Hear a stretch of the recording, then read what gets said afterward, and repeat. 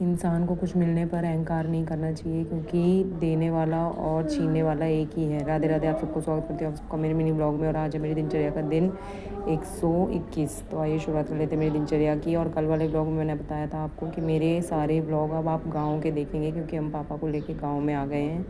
और उसके बाद फिर मैं पीने लग गई थी यहाँ पे अपना पानी। उसके बाद फिर ये बच्चे देख रहे हैं यहाँ पे फ़ोन, क्योंकि इन्हें यहाँ पे कोई काम नहीं सूझ रहा है, तो खाली खेलते हैं और फ़ोन देखते हैं। उसके बाद बेटे ने यहाँ पे पूजा कर दी थी, और हमें किचन भी थोड़ी सी सेट करनी है, पर अभी सब तरफ क्योंकि बहुत ज़्यादा सामान वक्त बिखरा पड़ा हुआ है, तो हमें कुछ भी समझ में नहीं आता है। उसके बाद फिर यहाँ पे दीदी लग गई थी सब्ज़ी बनाने की तैयारी में, और दीदी ने 2 सब्ज़ी बनाई, एक हम लोगों के लिए और एक पापा के लिए।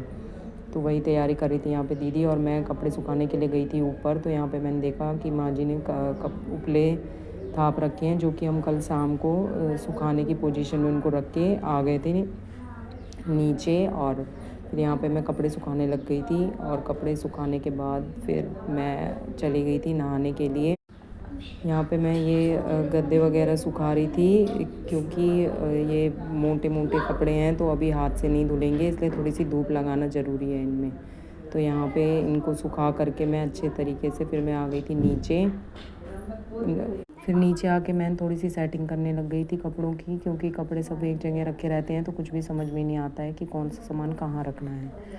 तो वही मैं इधर सारा संदूक पे जितना भी सामान था पहले उसको खाली किया, और उसके बाद फिर मैं और सेटिंग करेंगे, और कल वाले ब्लॉग में दिखाएंगे भी। अभी किचन की भी थोड़ी सी सेटिंग करनी है हमें। तो उसके बाद फिर ये दीदी अब काट रही थी पापा के लिए सब्ज़ी तोरी की, क्योंकि पापा भिंडी की सब्ज़ी नहीं खा सकते हैं इसलिए। तो यहाँ पे वही सब्ज़ी काट के दीदी फिर छौंक रही थी, और उसके बाद फिर खाना बनाना था दीदी को, तो उसकी तैयारी में ही लगे हुए हैं हम लोग। और दिमाग तो लग रहा है जैसे बिल्कुल ही कुछ काम नहीं कर रहा है।